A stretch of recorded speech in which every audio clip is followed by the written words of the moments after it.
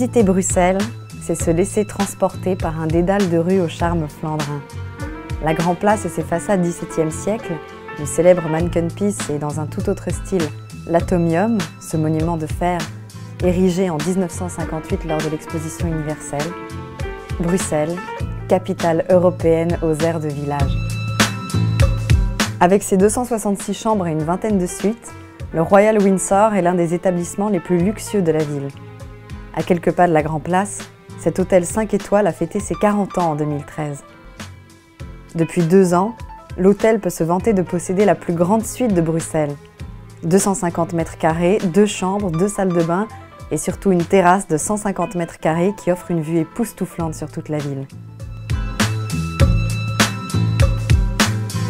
C'est un projet qui a pris pratiquement 3 ans entre l'idée et la réalisation. C'est un exploit puisqu'elle a été construite sur le toit de l'hôtel. Et donc elle fait pratiquement 400 mètres carrés avec 2 chambres à coucher et comme vous le voyez là, une terrasse absolument unique avec une vue imprenable sur la Grand Place. L'effet recherché ici d'utiliser justement l'espace disponible sur le toit et qu'il y ait un maximum d'ouverture sur l'extérieur. Donc ça c'est déjà la première chose, c'est une suite qui est extrêmement lumineuse. De par sa conception avec 2 chambres à coucher qui sont aux 2 extrémités de la suite, lui donne un aspect très convivial et chaleureux. Et l'idée était effectivement d'offrir une gamme de suites supérieure à celle que nous avons, puisque nous avons la suite royale qui se trouve juste à côté, qui est dans un autre style. Celle-ci, comme vous le voyez, il y a un mélange de styles, mais des choses quand même tout à fait aussi bruxelloises, puisque certains des meubles que vous avez ici viennent d'antiquaire, et donc ça lui confère un style tout à fait particulier.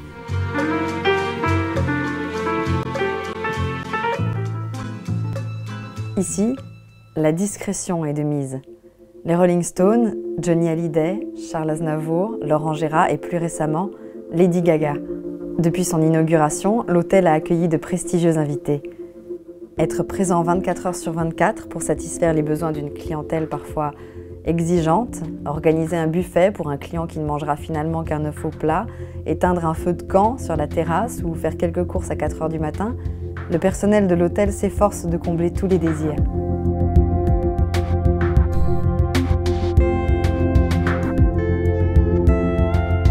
Récemment, par exemple, quelqu'un est venu ici avec son propre mobilier.